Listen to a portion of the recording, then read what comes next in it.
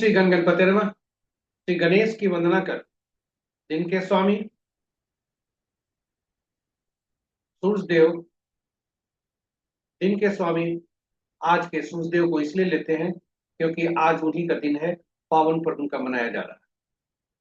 साथ ही साथ आज साप्ताहिक दिन सोमवार है, तो दिन के स्वामी चंद्रदेव, भोलेनाथ और सोमनाथ ये सभी हैं। इसलिए सभी को की आराधना कर, इष्ट देव का ध्यान कर, गुरुजनों को नमन कर अभिनंदन करते हैं आपका वरुण स्टोर द्वारा प्रस्तुत आज के दैनिक पंचांग। यह हम नित्य प्रस्तुत किया करते हैं और इसमें डेटा जो भी प्रयोग करते हैं दृक पंचांग से लेते हैं। छवि, ध्वनि तथा एक किसी भी महान हस्ती का जन्म जिनका 27 अक्टूबर को हुआ है आज के दिन, उनका जन्म विवरण जिसकी विवेचना हम करते हैं केवल सीखने के उद्देश्य से, वह सभी हम गूगल से लेते हैं और यह प्रस्तुति आप तक यूट्यूब के माध्यम से, यूट्यूब के सौजन्य से सफलपूर्वक हम पहुंचा पाने में समर्थ हो। पंचांग, जिस प्रकार पंचांग के 5 अंग होते हैं, उसी प्रकार इस प्रस्तुति के भी 5 भाग हैं। पहला भाग पंचांग मुहूर्त और ग्रहों के गोचर से संबंध रखता है और इसी पहले भाग से पंचांग और मुहूर्त को लेकर हम प्रस्तुति अलग से प्रस्तुति करते रहे हैं, जो आपके सुझाव के अनुरूप है। आप सराहे भी हैं और उसमें सुझाव भी आपका है, जिससे हम उसके और उपयोगी बनाने हेतु कृत संकल्प हैं और उसमें सुधार लगातार हो रहा है। दूसरा भाग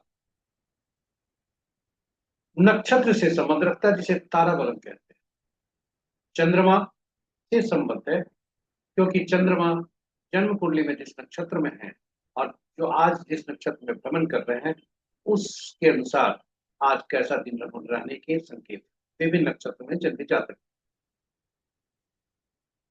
यह मूलतः नवतारा चक्र पद्धति पर आधारित है, जिसके अनुसार किसी भी जातक का पूरे जीवन काल में कौन से ग्रह उनके लिए उपयोगी हैं, कौन से ग्रह चुनौती देने वाले हैं, ये सभी की पहचान अग्रिम रूप से हम कर सकते हैं और आगे जीवन में उसका उपयोग कर सकते हैं।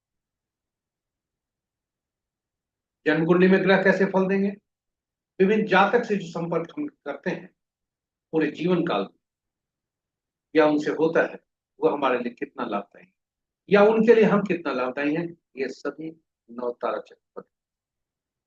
तो प्रस्तुति खास है और रोचक होने वाली है।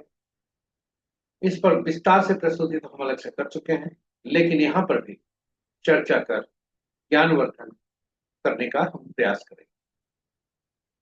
तीसरा भाग नक्षत्र की तरह राशि में, यानी चंद्रमा जिस राशि में है जन्म कुंडली में और आज जिस राशि में भ्रमण कर रहे हैं, विभिन्न राशि के जन्म जातकों के लिए आज कैसे दिन होने के संकेत, यह हम आज जानने का प्रयास करें, जिसे चंद्र बलम कहते हैं।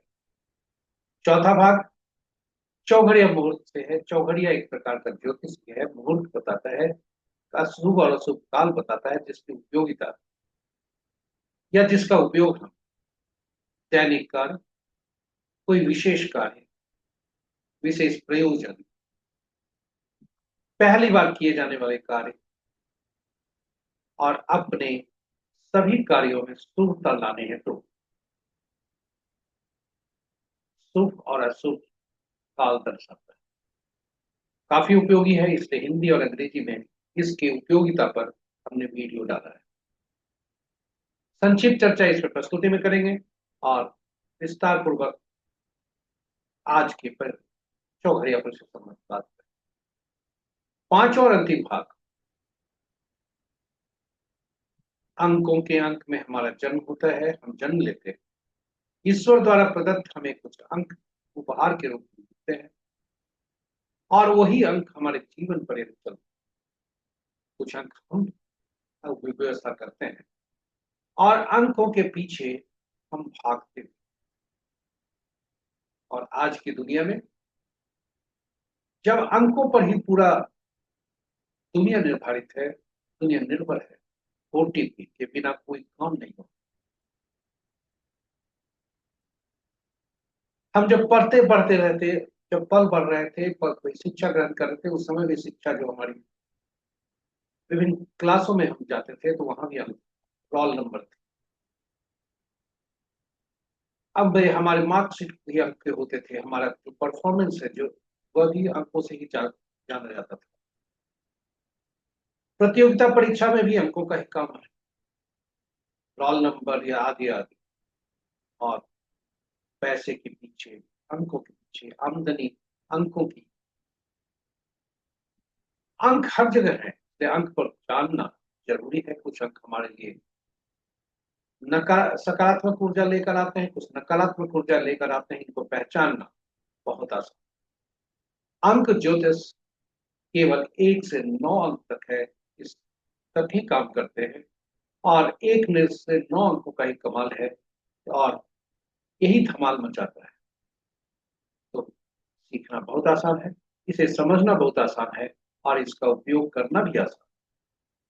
केवल आपकी थोड़ी सी इच्छा शक्ति हो, फिर आप भी अंक ज्योतिष सीख सकते हैं। तो चलिए, अंक ज्योतिष पर थोड़ी सी चर्चा प्रस्तुति में करेंगे, सीखने के उद्देश्य से। और इसकी या इसलिए 2 भागों में इसको रखा है। पहला भाग सीखने के उद्देश्य से, और दूसरा पंचांग का टॉपिक है, इसलिए आज आज का विभिन्न, किसी भी माह के विभिन्न तिथियों को जन्मे जातक के लिए आज के अंक कैसी शुभता देते, यह चर्चा हम प्रस्तुत। इस प्रकार यह प्रस्तुति आपके लिए बहुत ही उपयोगी रहने वाली है, रोचक रहने वाली है, ज्ञानवर्धक रहने वाली। नहीं जाइएगा नहीं, हमारे साथ बने रहिए।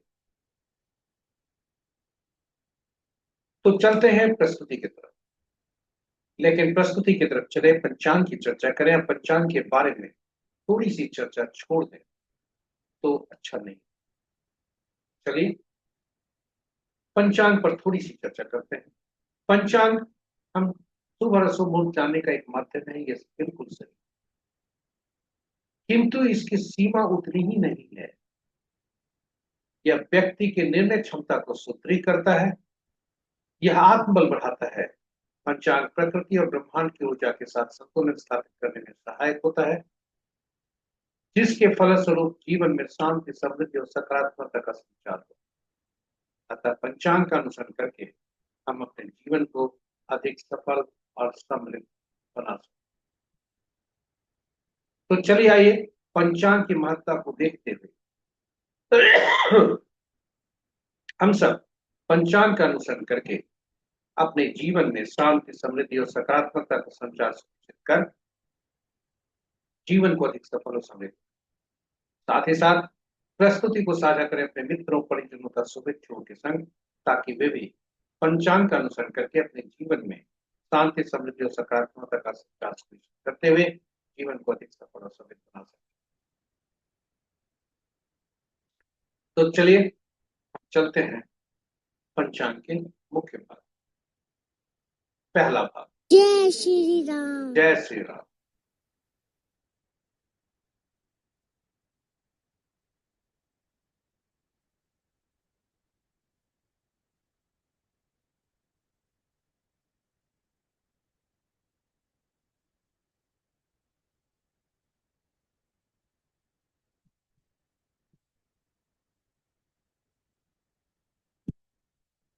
स्वागत है आपका पहले भाग में।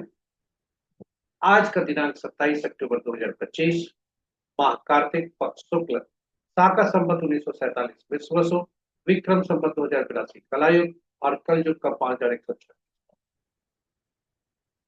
आज का सूर्योदय 5:54 पर, सूर्यास्त 5:12। Sunrise at 5:54 AM and sunset at 5:12 PM। आज का दिशा शुभ पूर्व है, फिर भी इस दिशा में यात्रा करने को बाध्यता हुई तो आईना देखकर या दूध का सेवन कर यात्रा में सो। पंचांग के 5 अंक, वार सोमवार, तिथि प्रातः 6:04 तक पंचमी, जो पूर्णा तिथि के अंतर्गत आता है। तत्पश्चात षष्ठी, जो नंदा तिथि के अंतर्गत आता है। नक्षत्र अपराह्न 1:27 तक मूला, जिनके स्वामी केतु देव बनते हैं। उसके बाद पूर्वाषाढ़, जिनके स्वामी शुक्र देव बनते हैं। योग प्रातः 7:27 तक अतिकंठ, जो कि अशुभ है। उसके बाद शुक्रमा, जो कि शुभ।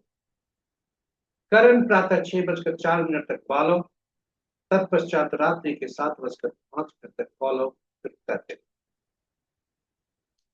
तो ये रहे पंचांग के पांचों अंग।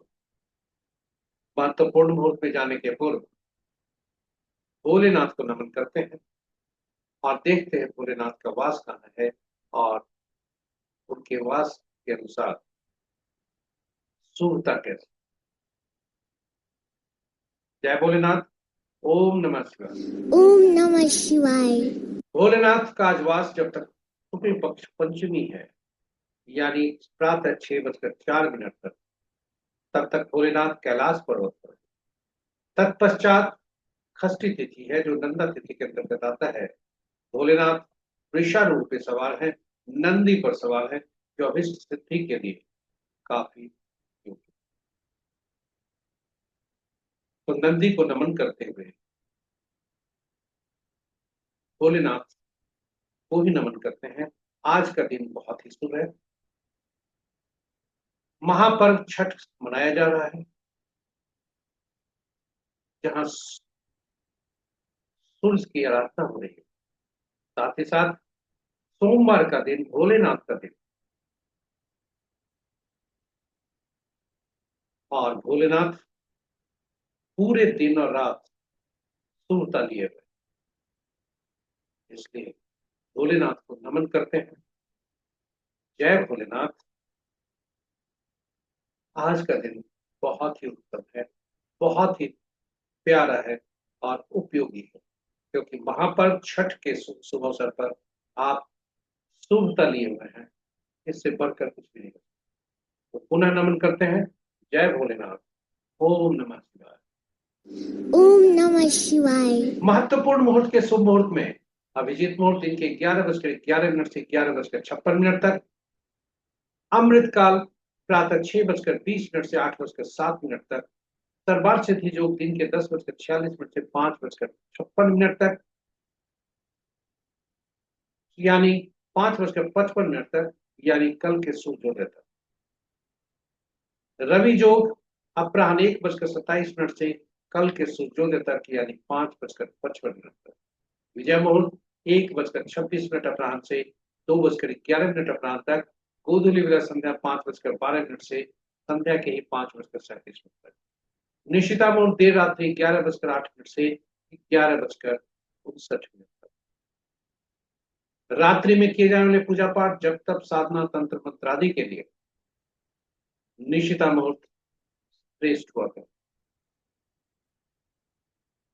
अशुभ मुहूर्त में राहु काल प्रातः 7:10 से प्रातः के ही 8:44। गुलिक काल अपराह्न 12:58 से 2:22 अपराह्न तक। यमगढ़ दिन के 10:08 से 11:33 दिन तक, और वर्ज मुहूर्त दिन के 11:41 से अपराह्न के 1:27। तो वर्ज मुहूर्त दो भागों में आज है। पहला भाग दिन के 11:41 से 1:27 अपराह्न तक, और दूसरा भाग देर रात्रि 11:58 से 1:44। गंडमूल प्रातः 5:54 यानी सूर्योदय से अपराह्न 1:27। तो ये रहे महत्वपूर्ण शुभ और अशुभ। ग्रहों की आकाशीय स्थिति पर चलते हैं। अंश के अनुसार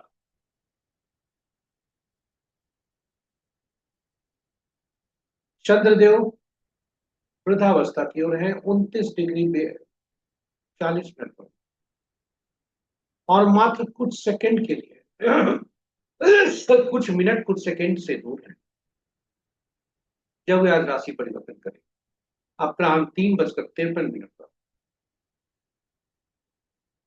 वे राशि परिवर्तन करेंगे। जब वे तुला राशि से अपनी ही राशि वृश्चिक राशि में प्रवेश करेंगे, यानी एक अग्नि राशि अपनी ही राशि में ही प्रवेश कर रहे हैं, इसके प्रभाव काफी होने वाले हैं। हम इसकी चर्चा संभव हुआ तो आज ही इस पर पोस्ट करेंगे। मंगल देव वृश्चिक राशि में है, बुध देव पहले से चल चुके वहीं पर हैं। मंगल देव अपनी राशि में है, वृश्चिक राशि में, वहां पर बुध देव भी है और साथ ही साथ सूर्य देव भी आने वाले। इस प्रकार बुध देव और मंगल देव अपनी राशि में, गुप्त बातें बहुत सारी हैं, हम इस पर चर्चा अलग से करेंगे, नहीं तो ये वीडियो बहुत काफी लंबा हो गया। तो मंगल देव का आज वृद्धावस्था में आज राशि परिवर्तन कर रहे हैं। बुध देव राशि परिवर्तन कर चुके हैं, वृश्चिक राशि में आ चुके हैं, इसलिए बाल्यावस्था में। बृहस्पति देव कर्क में उच्च राशि में है और बाल्यावस्था में आज का आकर वही शुक्र देव कन्या राशि में नीच में है लेकिन स्ट्रॉन्ग। तो सूर्य देव, चंद्र देव, शुक्र देव, राहु और केतु ये स्ट्रॉन्ग है, मजबूत है। शनि देव का ह्रास हो रहा है क्योंकि बकरी है, इसलिए धीरे धीरे अपना होते जा रहा है। तो ये रहा हमारा ग्रहों की आकाशीय स्थिति। मित्र के राशि के अनुसार यदि देखें तो मित्र राशि में 3 ग्रह, शत्रु राशि में 2 ग्रह, सम राशि में 4 ग्रह, और सबसे ज्यादा ग्रह यदि कहें ग्रहों के शक्ति के अनुसार देखें तो शुक्र की राशि में 2 ग्रह, बृहस्पति की राशि में 2 ग्रह और शेष ग्रहों की राशियों में एक एक ग्रह। नक्षत्र के अनुसार देखें मित्र की राशि में 1 ग्रह, शत्रु की राशि में 3 ग्रह, शत्रु मित्र के नक्षत्र में 1 ग्रह, शत्रु के नक्षत्र में 3 ग्रह, सम नक्षत्र में 4 ग्रह और अपने ही नक्षत्र में बृहस्पति देव 1 ग्रह। किसी भी ग्रह का राशि परिवर्तन या नक्षत्र परिवर्तन नहीं है। बृहस्पति देव के नक्षत्र में सबसे ज्यादा ग्रह 5 ग्रह,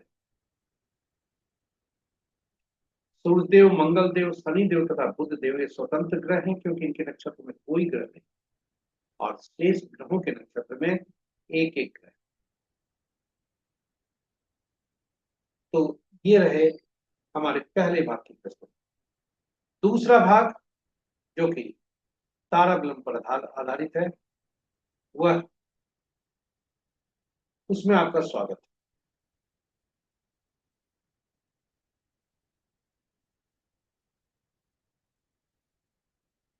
उसमें आपका स्वागत है। ये दूसरे भाग, इसमें चंद्रमा जो गोचर करते हैं और स्थायी रूप से जो चंद्रमा जन्म को वर्तमान है नक्षत्र में, उसके अनुसार आकलन किया जाता है कि आज के दिन कैसे होने के सकते। ताराबलम के समक्ष जो हॉरिजॉन्टल कॉलम है,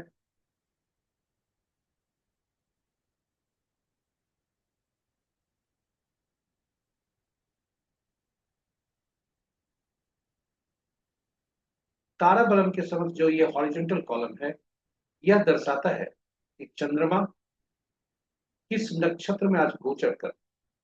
वहीं ताराबलम के नीचे जो वर्टिकल रोज है, यह बताता है कि चंद्रमा जन्म कुंडली में किस नक्षत्र में बैठे हो। और इसी के अनुसार हम फलित देखते।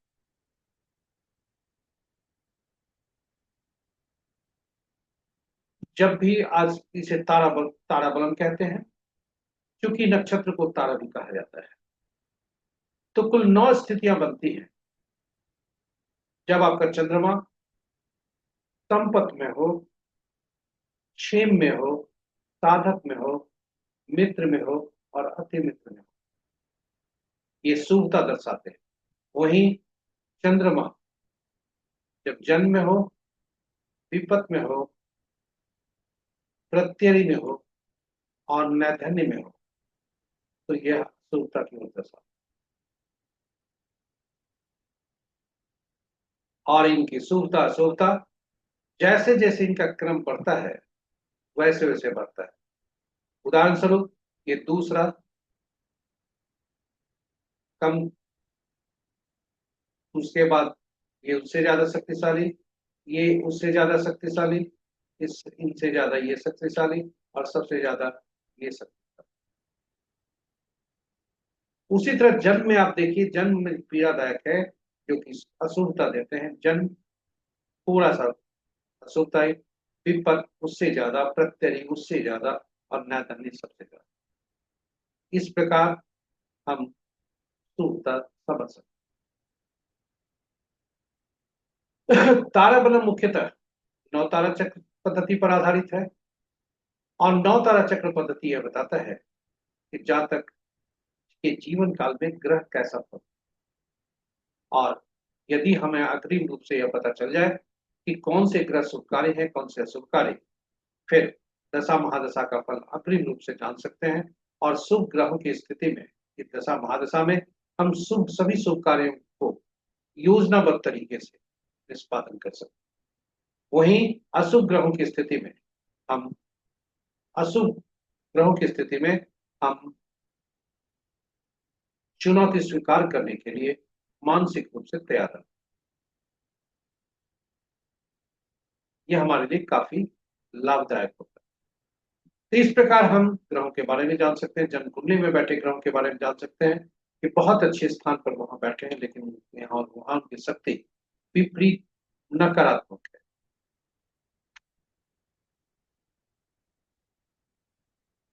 और इसी तरह से विभिन्न नक्षत्रों में जन्मे जातक हमारे लिए, चाहे घर ही में क्यों ना हो, रिश्तेदार ही क्यों ना हो, कैसा फल देंगे यह हम जान पाते। तो ऐसा भी होता है, पिता पुत्र आपस में विपरीत नक्षत्र में होते हैं, जो कि समस्या का कारण। तो यह हम जान सकते हैं। ज्योतिष सबसे पहले आपको बता दें कि यह हमारे आत्मबल को बढ़ाता है। यह हम जब जान पाते हैं कि यह परिस्थिति इस तरह की है, तो हम अपने आप को उस अनुरूप ढालने का प्रयास करते हैं, जिससे हमारा आत्मबल मजबूत बना रहता है। तो नौ तारा चक्र पद्धति पर हमने आपको थोड़ी सी चर्चा की, विस्तार से अलग प्रस्तुति हम रखे हुए हैं, पर चर्चा फिर कभी। और नौ तारा चक्र पद्धति का मूल सिद्धांत जो है वह है ग्रहों के मन नक्षत्र होते हैं। यानी ग्रह नक्षत्र के, ग्रह का अपना फल नहीं होता, ग्रह अपना फल नहीं देते, नक्षत्र ही अपना फल देते। ग्रह अपना फल नहीं देते, नक्षत्र ही वह अपना फल देते हैं। तब यह प्रश्न उठता है कि कुल 27 नक्षत्र होते हैं, 9 ही ग्रह होते हैं, तो वैसी स्थिति में दूसरे कौन से नक्षत्र किस ग्रह को का फल देंगे, यह हम कैसे जानेंगे। इसके लिए नक्षत्रों को, 27 नक्षत्रों को सूचीबद्ध किया गया और उन्हें 3 श्रेणियों में रखा गया। और उन्हें 3 श्रेणियों में रखकर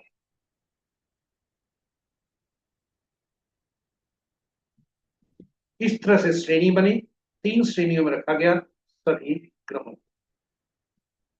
नक्षत्रों को, सभी नक्षत्रों को 1 से 9 तक पहला भाग पहली श्रेणी में, 10वां से 18वां तक दूसरी श्रेणी में, 19वां से 27वां तक तीसरी श्रेणी। और इन नक्षत्रों को इसी क्रम में रखते हुए ग्रहों को महादशा के क्रम में रखा गया। केतु देव पहला, शुक्रदेव दूसरा, सूर्यदेव तीसरा, चंद्रदेव चौथा, मंगल पांचवा, राहु देव छठा, बृहस्पति देव सातवां, आठवां शनिदेव, नौवां बुधदेव। और हर श्रेणी में से जो पहला नक्षत्र हुए, यानी पहला, 10वां और 19वां नक्षत्र का स्वामित्व केतु देव को मिला।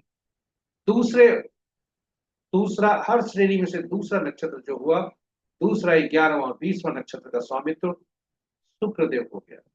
और इसी क्रम में बढ़ते हुए तीसरा, 12वां, 21वां सूर्यदेव को, चौथा, 13वां और 22वां चंद्रदेव को, और इसी क्रम में बढ़ते हुए हम 9, 18वां, 27वां नक्षत्र का स्वामित्व बुध देव को गया। और यह सूची इस प्रकार है, यह आपके लिए काफी उपयोगी है और लाभदायक है।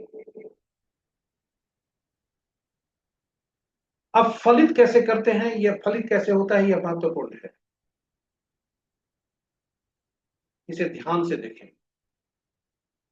हम चंद्रमा चंद्रमा आज का जिस नक्षत्र में होगा उसे नहीं पकड़ते, बल्कि चंद्रमा जन्म कुंडली में जिस नक्षत्र में है स्थायी रूप से हम उसे लेते हैं। और जब उसे लेते हैं तो चंद्रमा जिस नक्षत्र में है उनके स्वामी जो बनते हैं उनको हम लेकर आगे बढ़ते हैं और वे पहला ग्रह बनते हैं। उदाहरण स्वरूप किसी व्यक्ति का जन्म यदि आद्रा, स्वाति या शतभिषा नक्षत्र में हुआ है तो उनके पहला ग्रह राहु देव बनते हैं और गणना वहीं से आरंभ होती है। सामान्यतः गणना केतुदेव से आरंभ होगी, लेकिन जन्म नक्षत्र के अनुसार यदि जातक का जन्म आद्रा, स्वाति, शतभिषा नक्षत्र में हुआ है तो पहला ग्रह राहुदेव बनते हैं और गणना वहीं से आरंभ होती है। उसके बाद घड़ी की सुई की दिशा में हम आगे बढ़ते हुए फिर वापस लौटते। तो पहला ग्रह राहुदेव बने, दूसरा ग्रह बृहस्पति, तीसरा शनि, चौथा बुध, पांचवा केतु, छठा शुक्र, सातवां सूर्य, आठवां चंद्र और नौवां मंगल। और इस प्रकार सभी नक्षत्र को हम सभी ग्रहों को हम पहचान गए कि पहला ग्रह कौन हुए, राहुदेव, दूसरा बृहस्पति देव, तीसरा शनि देव, चौथा बुध देव, पांचवा केतु देव, छठा शुक्र देव, सातवां सूर्य देव, आठवां चंद्र देव और मंगल नवा। अब यदि हम इनको देखें तो पहला ग्रह जो बनते हैं वे मिश्रित फल देते हैं। अब दूसरा ग्रह जो राहु से बने बृहस्पति, ये शुभ फलदायी हुए। दूसरा, चौथा बुध देव, छठा शुक्रदेव, आठवां चंद्र, आठवां और नौवां चंद्रदेव और मंगल देव, ये शुभकारी हुए। इस प्रकार कभी भी राहु के नक्षत्र में जन्मे जातक के लिए किसी भी कोई भी राहु के नक्षत्र में यदि जातक जन्मा हो तो राहु देव पहला ग्रह बनते हैं, बृहस्पति देव, बुध देव, शुक्र देव, चंद्रदेव और मंगल देव ये शुभकारी होते। वहीं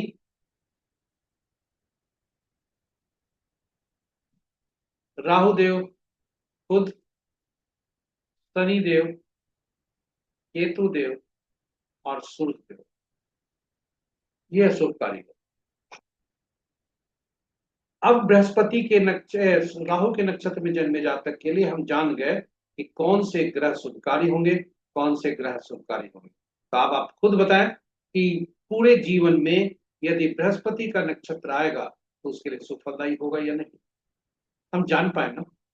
बुध का नक्षत्र आएगा तो सुफल होगा, शुक्र और चंद्र और मंगल का जब भी दशा महादशा आएगी वो सुफलदायी होगी। और यदि हम पहले से जान गए कि कौन से ग्रह हमारे लिए शुभकारी होंगे तो क्या हम यहाँ नहीं जान सकते कि उनका समय कैसा रहेगा, उनकी दशा महादशा का समय, अंतरदशा का समय। उसी तरह से यदि हमारे कोई भी व्यक्ति अश्विनी, माघा, मूला नक्षत्र में जन्म हुआ है वह हमारे लिए शुभता लाएगा, अगर यदि घर में ही हो वह हमारे लिए पीड़ादायक होगा। और सूर्य देव के नक्षत्र में जन्मे जातक कृतिका, उत्तरा, फाल्गुनी, उत्तराषाढ़ा ये सबसे ज्यादा पीड़ादायक। तो इस तरह से हम क्रम संख्या जान सकते हैं। उसी तरह से हम जातक के बारे में जान सकते हैं कि कौन से जातक हमारे लिए शुभ है। अब दूसरा ग्रह संपत्ति ग्रह बनता है। दूसरा ग्रह संपत्ति ग्रह बनकर आता है और जब संपत्ति ग्रह बनता है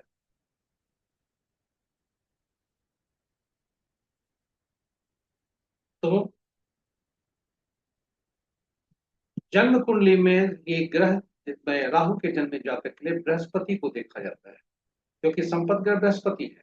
बृहस्पति जहां भी बैठे हैं उस राशि से संबंधित, उस अभाग घर से संबंधित आदमी कोई वृद्धि करे तो संपत्ति बढ़ेंगे, क्योंकि वे संपत्ति के कारक।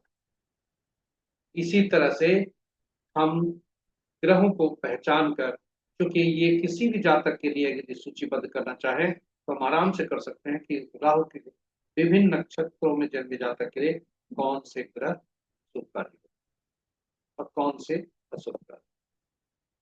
साथ ही साथ हम जब देखते हैं, उदाहरण के लिए अब हम 27वां नक्षत्र को पकड़ते हैं जन्म से। यदि जन्म इस नक्षत्र में हुआ है, मान ले किसी जातक का जन्म स्वाति के नक्षत्र में, तो इसके लिए 27वां नक्षत्र सबसे ज्यादा शुभकारी। 27वां नक्षत्र कौन हुआ? ठीक पीछे वाला चित्रा, ये काफी शुभकारी है।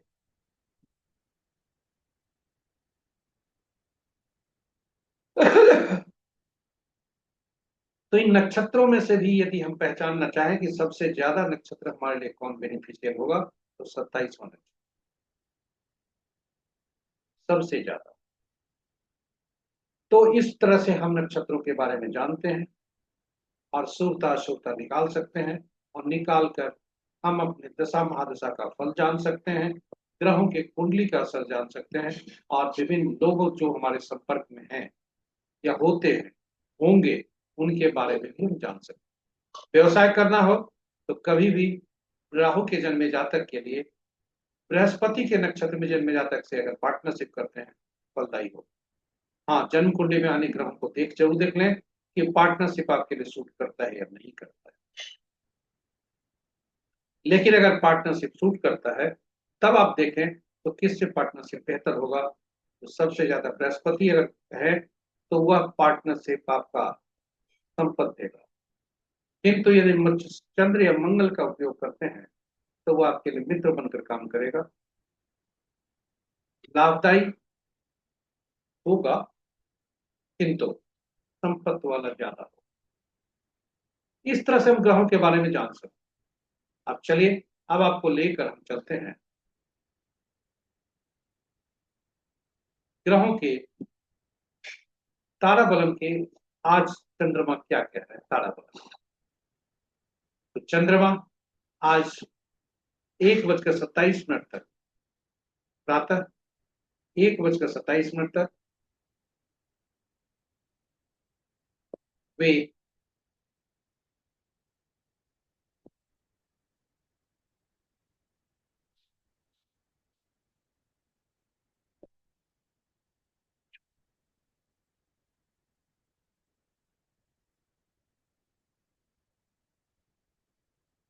दिन के 1:27 तक है।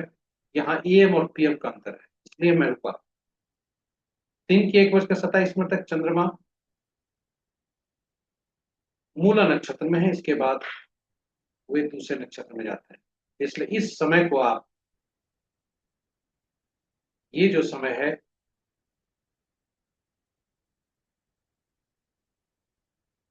इसको आप पीएम पर,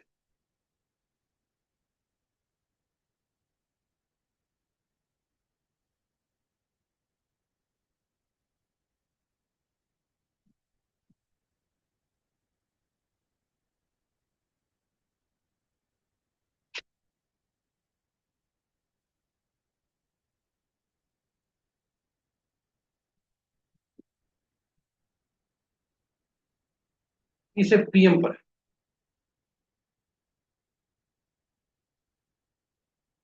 और जब हम देखते हैं चंद्रमा का गोचर कहाँ पर, तो जहां पीएम लिखा हुआ उसे पीएम पर है, क्योंकि भूल हुई है, क्षमा क्षमा प्राप्त। तो पहले भाग में जब चंद्रमा मूला नक्षत्र में है और 1:27 अपराह्न तक रहेंगे, उसके बाद वे पूर्वाषाढ़ा नक्षत्र में जाते हैं, जो कि 1:27 के बाद जाए। तो यदि जातक का जन्म भरनी, पूर्वा फाल्गुनी या पूर्वाषाढ़ा नक्षत्र में हुआ है, तो जातक के लिए पहला भाग अति मित्र होगा, दूसरा भाग जन्म होगा। पहला भाग सुपति सुरता का है, दूसरा भाग क्रिया का है। उसी प्रकार यदि किसी भी ग्रह का हम देखना चाहें तो देख सकते हैं। पुनर्वसु विशाखा पूर्वा भाद्रपद नक्षत्र में यदि जातक का जन्म हुआ है तो पहला भाग 6 में, दूसरा भाग प्रत्यय। रोहिणी हस्ता और श्रवणा नक्षत्र के जातक के लिए पहला भाग सबसे ज्यादा पीड़ादायक है। रोहिणी नक्षत्र में जन्मे जातक,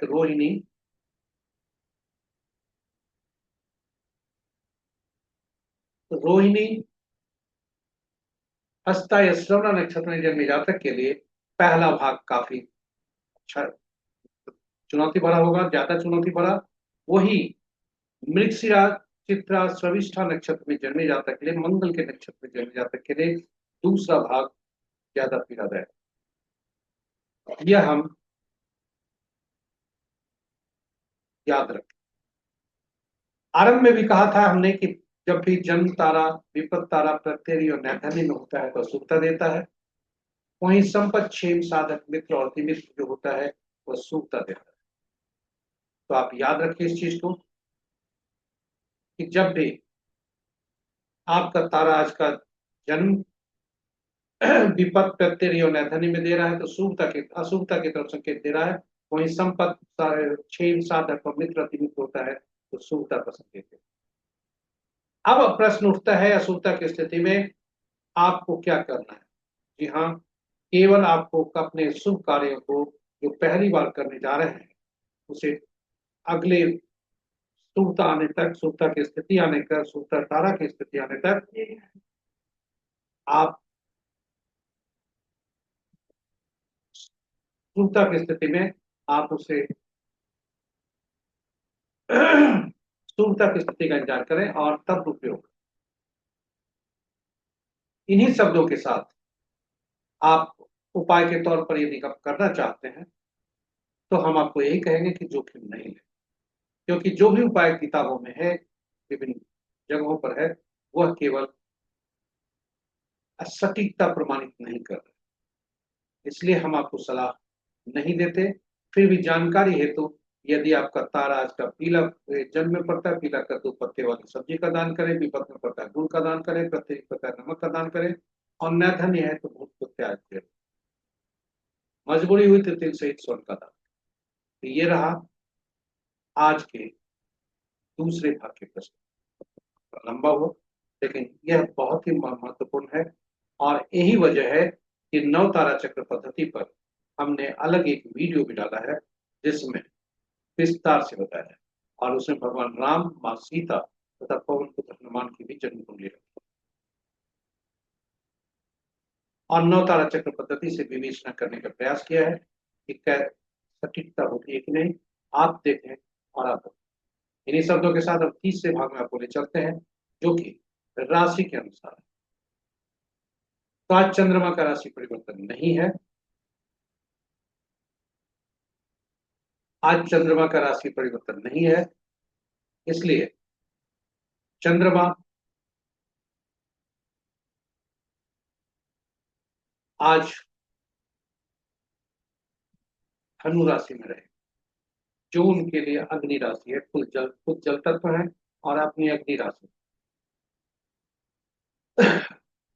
वहीं मंगल देव अग्नि की राशि और जलीय राशि में पूछ रहे हैं, अपने ही राशि।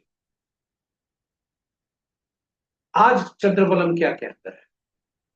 आज कहता है कि यदि आपका जन्म मिथुन, कर्क, तुला, धनु और कुंभ तथा मीन राशि में हुआ हो तो आपके लिए शुभता के संकेत हैं। शेष राशि वाले जातकों के लिए शुभता के संकेत नहीं मिले।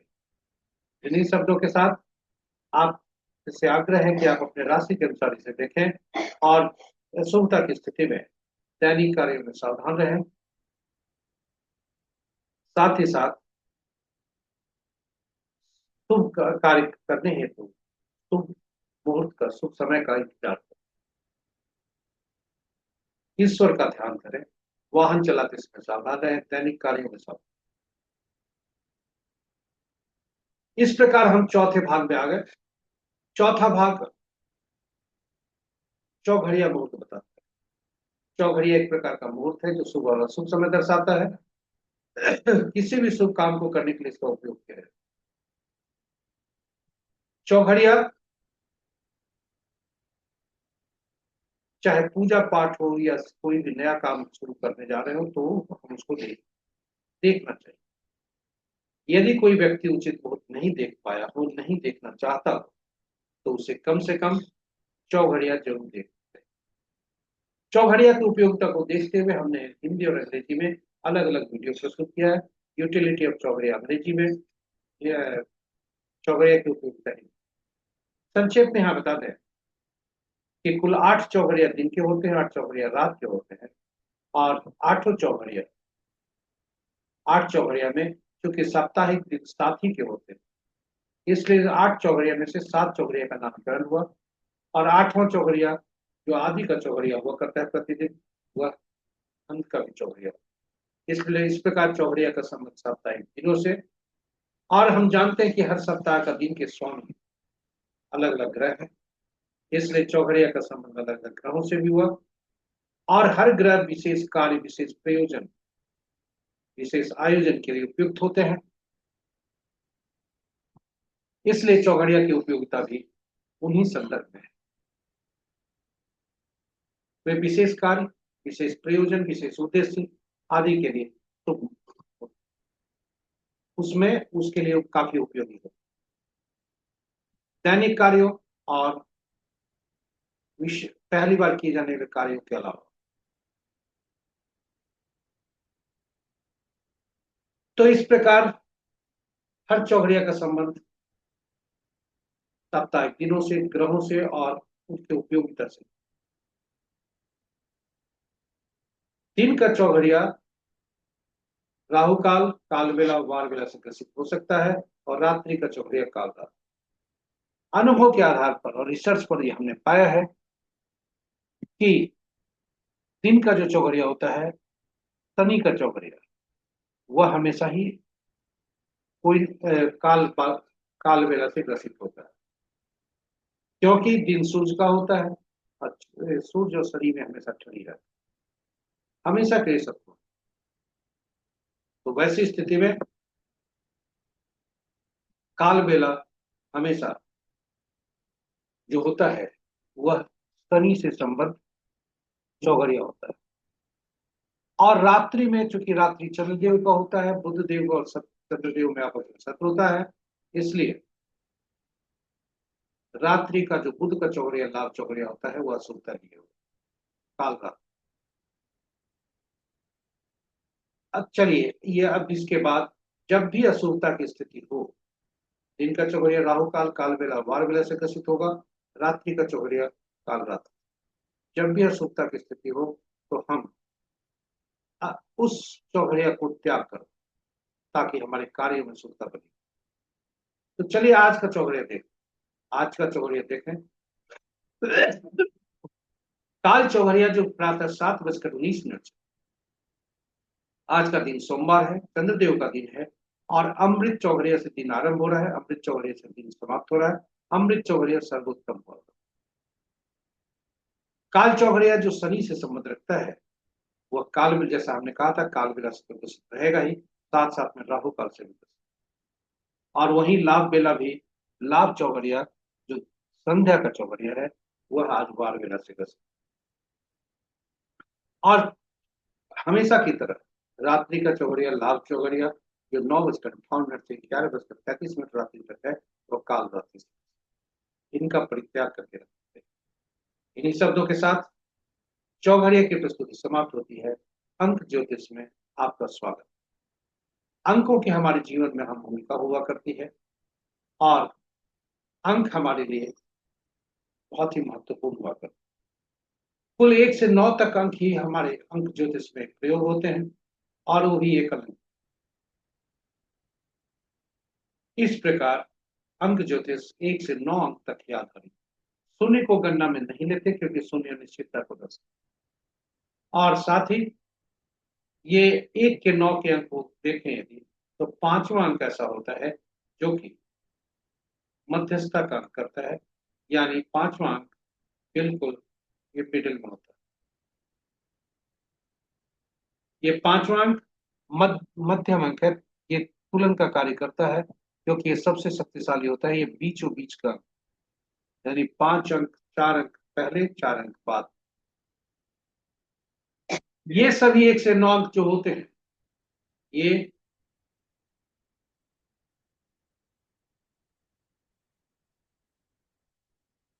1 से 9 अंक जो होते हैं उनके ग्रह, शासक ग्रह अलग अलग होते हैं। 1 के सूर्य, 2 के चंद्रमा, 3 के बृहस्पति, 4 के राहु, पांचवा का बुध, छठा का शुक्र, सातवां का केतु, आठवां का शनि, नौवां का मंगल। और इनको जो अंकों की दुनिया में विभिन्न नामों से उनकी उपयोगिता के अनुसार बुलाया जाता है।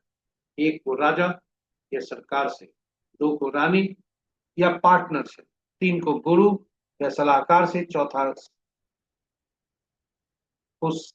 को शरारती तत्वों से, नियम तोड़ने वाले व्यक्तियों से, 5 को राजकुमार से, छठ छठा 6 को मंत्री या सुख सुविधा प्रदान करने वाले व्यक्तियों से, 7 को समाज के नीचे तबके के लोग, अधीनस्थ कर्मचारी, हमारे अधीन कार्य करने वाले लोग, नौकर चाकर तथा न्यायाधीश से, न्यायालय से, और 9 को सेनापति, खून आदि से।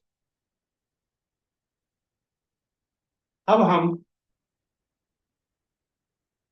चलते हैं आज के जो अंक ज्योतिष की का मूल है। ईश्वर द्वारा प्रदत्त हमें अंक प्राप्त होते हैं। तिथि के अंक, कुछ अंक मिलते हैं ईश्वर द्वारा उपहार के रूप, और वे तिथि हुए होते हैं तिथि, माह और वर्ष। तिथि और माह एक अंक का भी हो सकता है, 2 अंकों का भी हो सकता है। लेकिन जब भी हमें ये 2 या 2 से ज्यादा अंक मिले तो उन अंकों को जोड़कर एक अंक में परिवर्तित,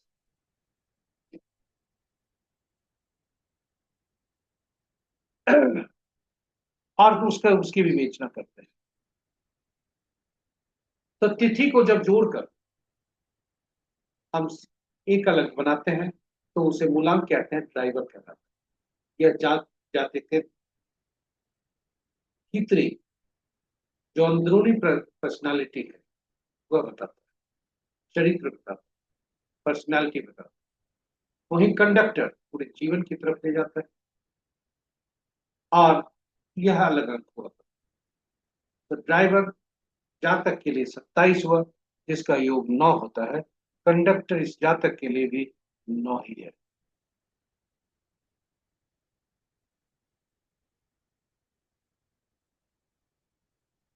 तो जातक का ड्राइवर का 9, कंडक्टर भी 9।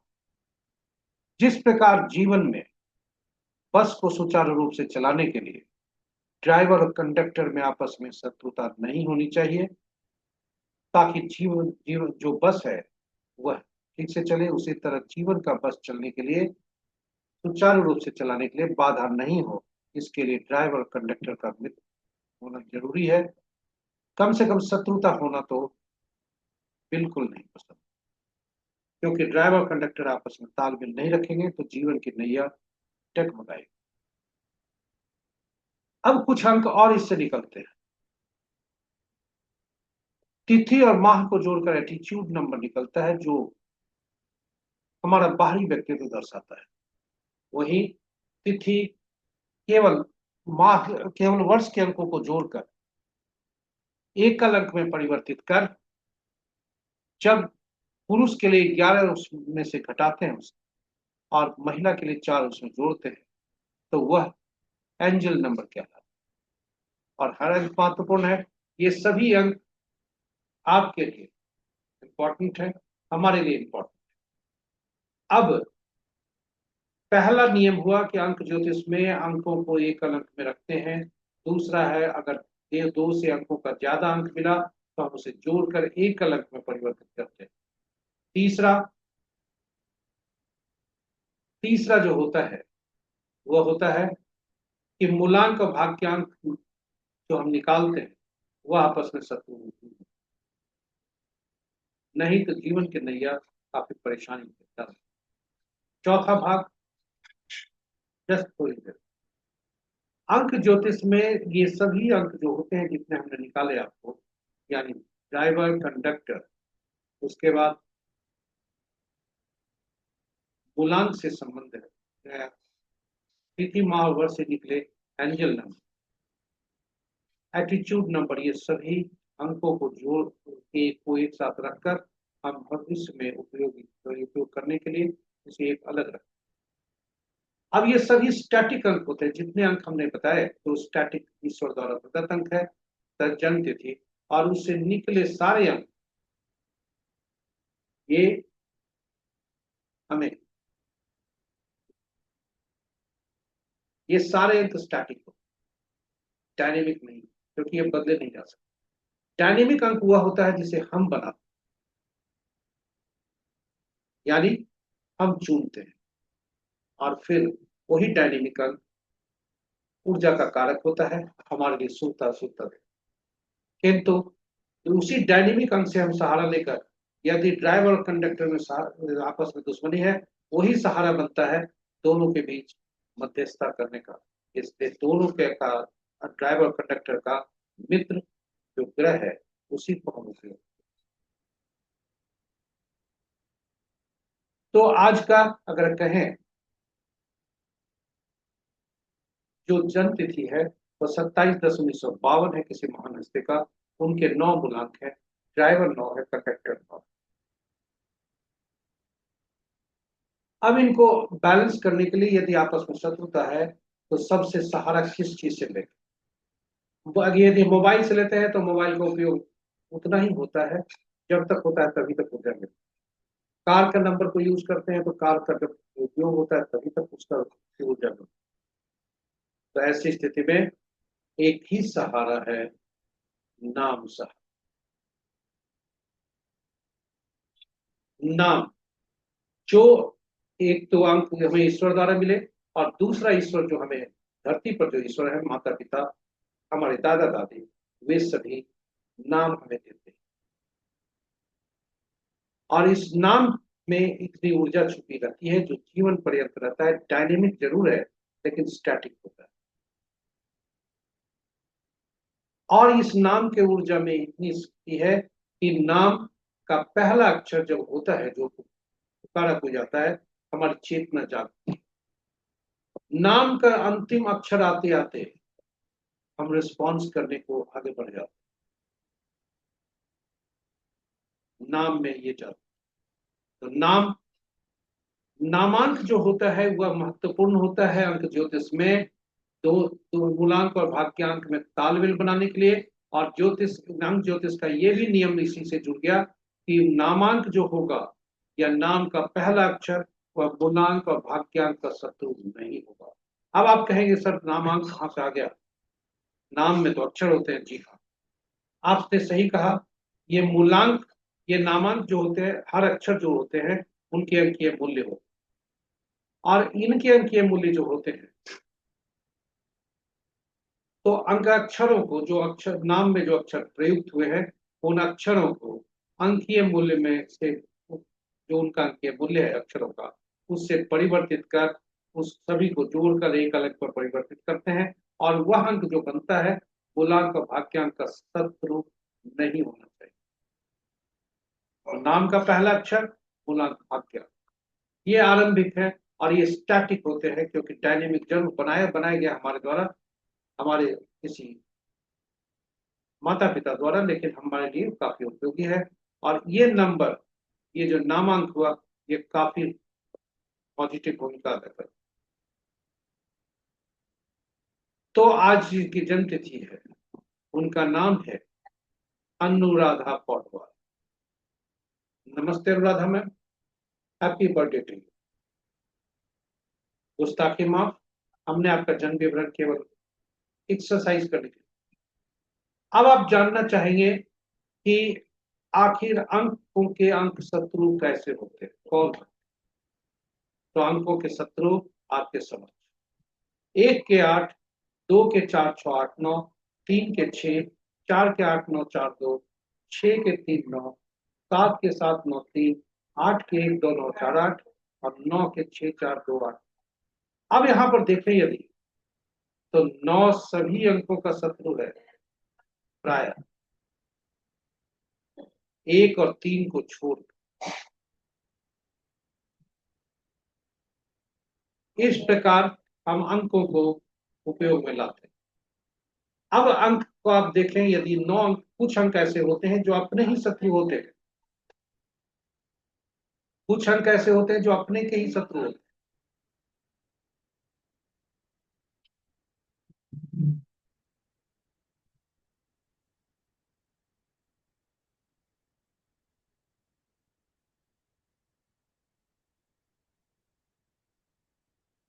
कुछ अंक ऐसे होते हैं जो अपने के ही शत्रु होते हैं, और वे अंक हैं 4, 7, 8 और 9।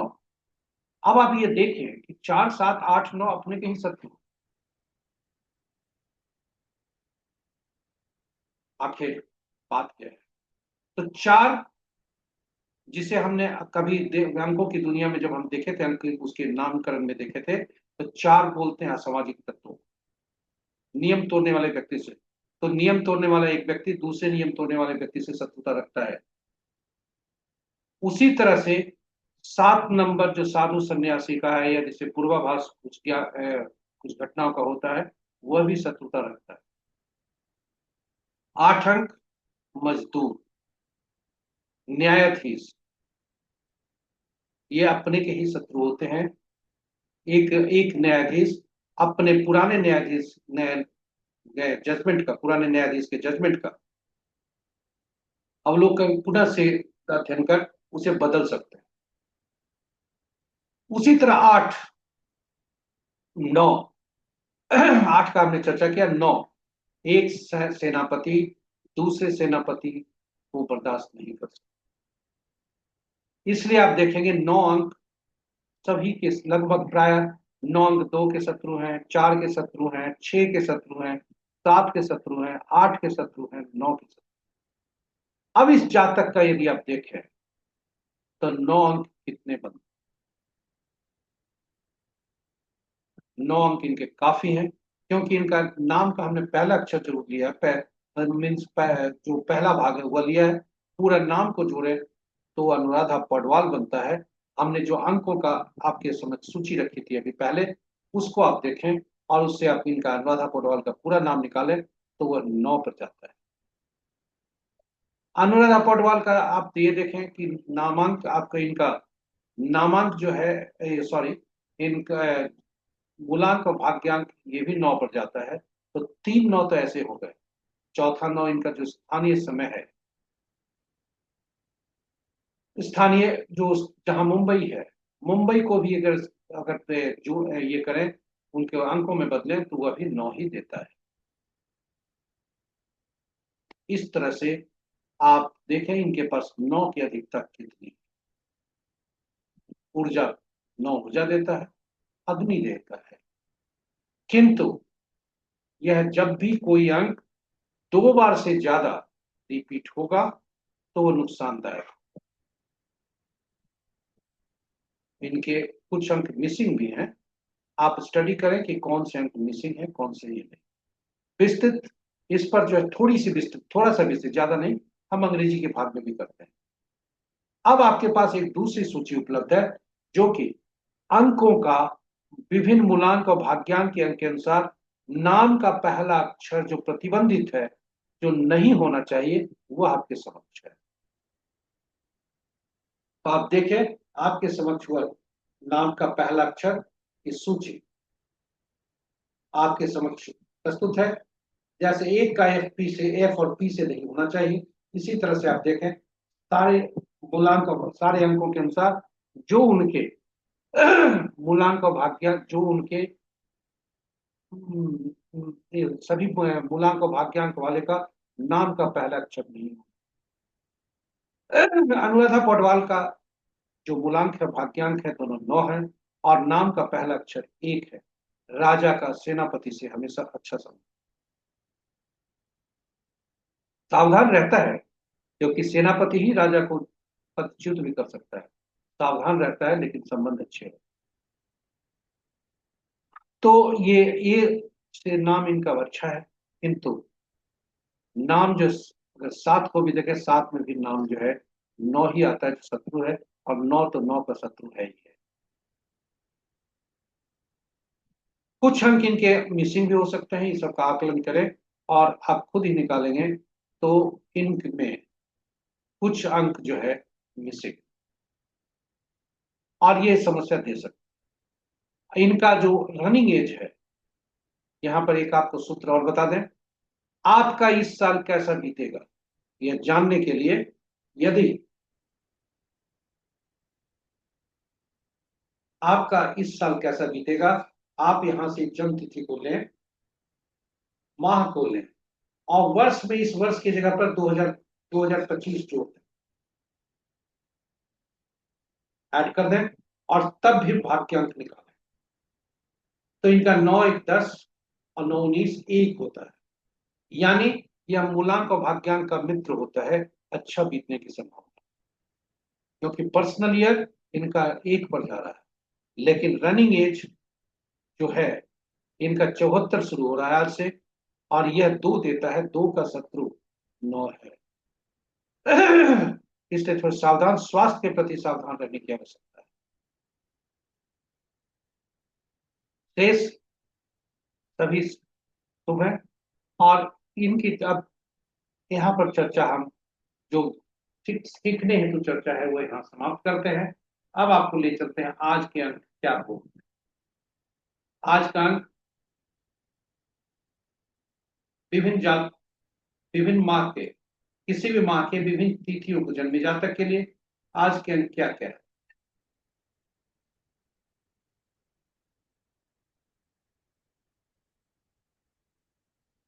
तो आज की तिथि 27/10/2025, मूलांक 9, भाग्यांक 1। एक राजा का होता है, सरकार का होता है। एक की शत्रुता किसी से नहीं होती, लेकिन एक से ठनी रहती। एक की शत्रुता किसी से नहीं होती, कि एक का जो अंक का शत्रुता है, शत्रु कोई अंक नहीं होता, यानी सरकार सभी से सम व्यवहार करता है, सभी उसके लिए बराबर है। लेकिन एक अंक ऐसा है जिससे उसकी ठनी रहती है। आइए देखते हैं। आप देखें, राजा या सरकार की सभी के लिए बराबर है, लेकिन न्यायाधीश से उसकी ठनी रहती है, वर्कर से ठनी रहती है, नौकर चाकरों से सर जो उनके अधीनस्थ कर्मचारी है वो उनसे ठनी रहती है। तो इसलिए एक का जो जिस जातक का जन्म 8 17 26 को हुआ है, उनके लिए आज स्वास्थ्य की चिंता है, स्ट्रगल होने की संभावना है। सावधान रहे, क्योंकि इनका मूलांक 8 पर जाता है, क्योंकि एक के शत्रु। इसको हम चूंकि मूलांक, आज का मूलांक 9 हुआ, भाग्यांक 1 हुआ, लेकिन हम विभिन्न मूलांक वाले जातक का आज के भाग्य के अंक से जोड़ते हैं, लिंक करते हैं, और तब देखते हैं आज दिन कैसा होने की संभावना। तो 1 और 8 का संबंध है जो है शत्रुता का है, 0% 0 स्टार मिल रहा है, स्वास्थ्य की चिंता जरूरी। अब आप देखें पूरे सूची को, तो कितना प्रतिशत अंक मिल रहे हैं, कितना सफलता है, उसकी सूची आपके समझ। हमने कहा था कि राजा को अगर खतरा है तो सेनापति से खतरा है, क्योंकि वह मुझसे डरा है। तो एक का एक के संबंध 100%, किंतु सेनापति 9 के साथ फिर 50% है। हालांकि राजा वैल्यू जरूर देता है, जितना अपने आप को वैल्यू देता है उतना ही सेनापति को भी वैल्यू देता है, लेकिन बीच में वो सावधान रहता है, क्योंकि 50% सफलता होती है। सेनापति को कहें कि वो रक्षा राजा का करता है जरूर,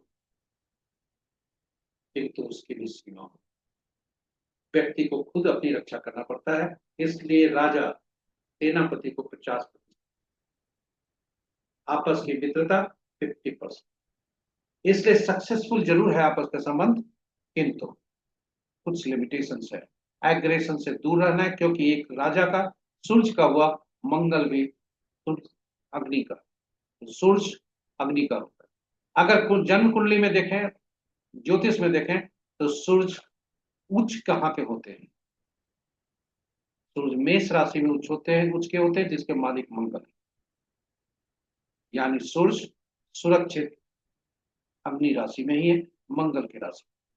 इन्हीं शब्दों के साथ आज का दिन सभी के लिए अच्छा है। केवल शनि 8 जिनका जन्म तिथि आता है, 8, 17, 26 तारीख को जिनका जन्म तिथि हो किसी भी माह का, उनके लिए थोड़ा चिंता का विषय है। देश के लिए बल्ले बल्ले। इन्हीं शब्दों के साथ हम अंतिम पड़ाव पर पहुंच गए हैं, और अंतिम पड़ाव पर हम आपको लाकर छठ पर्व के महापर्व की शुभता पर हम कामना करते हुए, सूर्यदेव से आराधना करते हुए, हम कामना करते हैं कि सूर्यदेव की असीम कृपा पर बनी रहे, और साथ ही साथ दिन के स्वामी चंद्रदेव, भोलेनाथ और सोमनाथ की भी असीम कृपा बने, और आपका दिन। जय सूर्यदेव, जय भोलेनाथ, जय सोमनाथ, जय चंद्र।